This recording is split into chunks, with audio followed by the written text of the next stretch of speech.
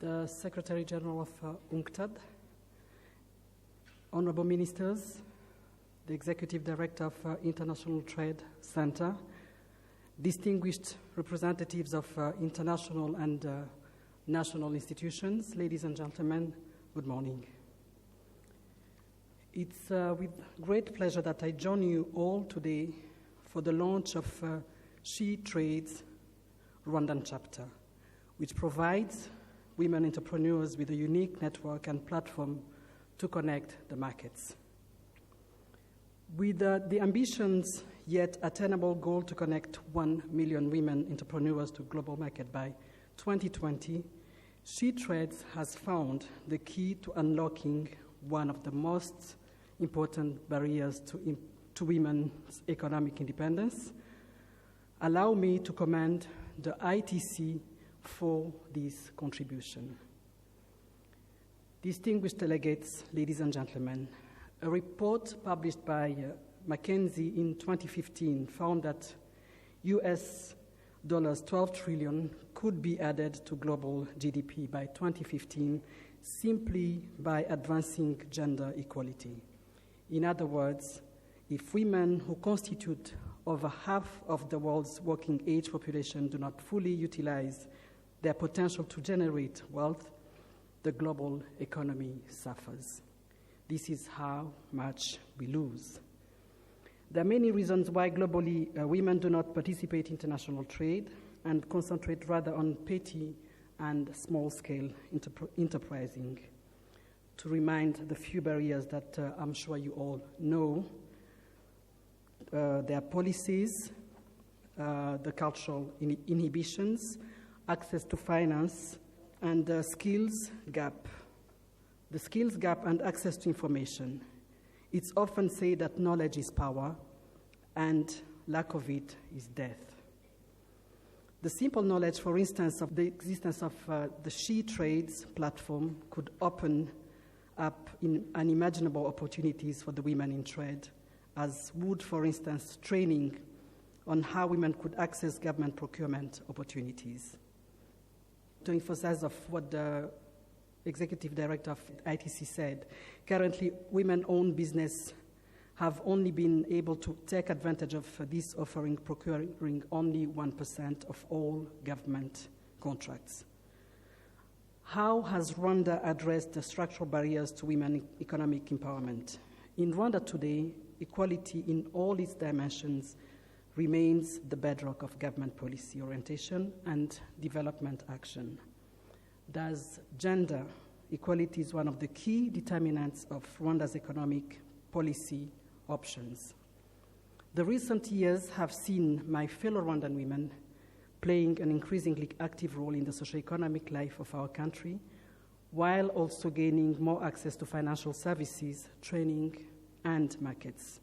In fact, figures show that rates for women financial inclusion has more than doubled within the past 5 years, from 16% to 39% in 2016. Creating a conducive business environment is key. Rwanda was ranked in 56th position in the 2017 Doing Business Index, and the One-Stop Center of Rwanda Development Board provides the business owner or investor a 360-degree virtual tour of the growth and investment opportunities in the country. This in addition to registering business within 48 hours and paying special attention to women-owned businesses. The government of Rwanda adopted a practical grassroots-based economic uplifting of the lowest quintile by introducing pro-poor economic initiatives such as the 1 car per poor family, also known as Girinka. This has greatly benefited women living on under $2 a day, allowing them to afford a home, send their children to school, but also benefit from renewable energy sources such as biogas. In addition to providing a source of livelihood, this program has enabled women and men in this category to save and multiply an income, with the heartwarming testimonies of families moving from $200 a day.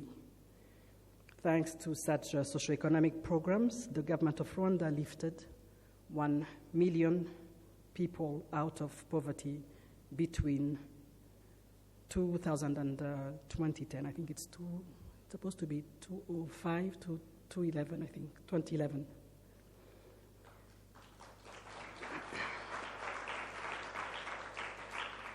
So allow me to mention a few initiatives made by Rwandan women. The private sector, development partners, and NGOs have also played their parts in building women entrepreneurs through diverse initiatives, including Duterimbere, launched over 25 years ago.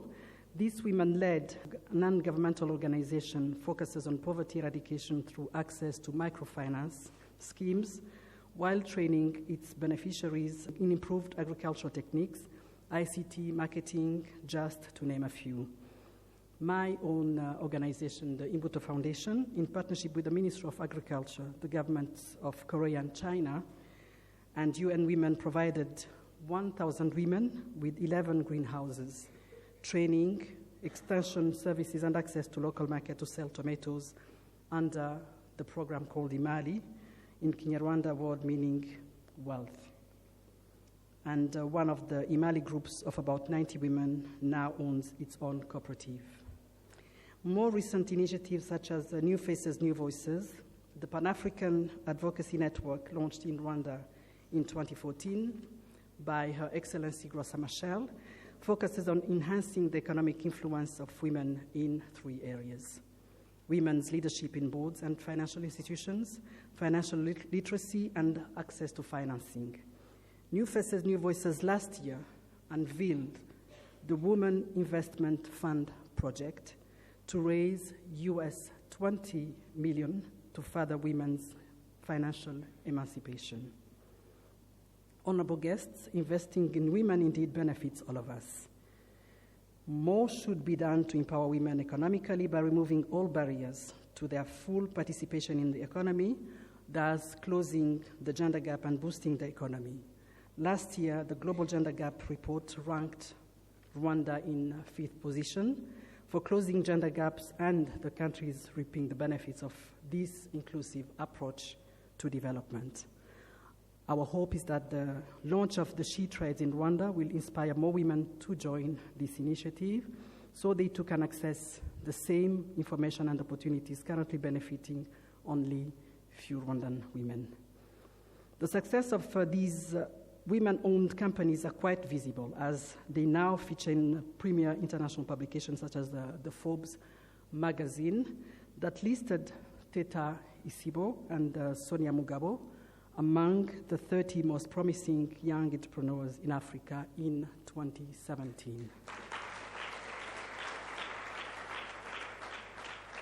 Honorable ladies and gentlemen, while the accomplishments over the years of our women should indeed serve as an inspiration for many others to also follow in their footsteps, we must see the initial skills of these entrepreneurs that are fine-tuned. Indeed, we must enhance their competitiveness, explore innovative financial options, and here we look forward to partnering and exploring together with ITC in what the executive director mentioned about all the E's that I won't have to repeat, and provide sound financial literacy and management training so as to provide women with a solid stepping stone to grow their business and the economy.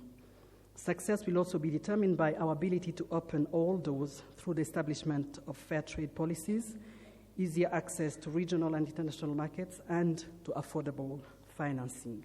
Esteemed guests, ladies and gentlemen, as I conclude my remarks, allow me to emphasize that in our world of endless opportunities, the key to effectively empowering all segments of our population and growing our economies begins with us believing, facilitating, and investing in the capacity of our own people, especially our women, to change our world for the better through economic independence.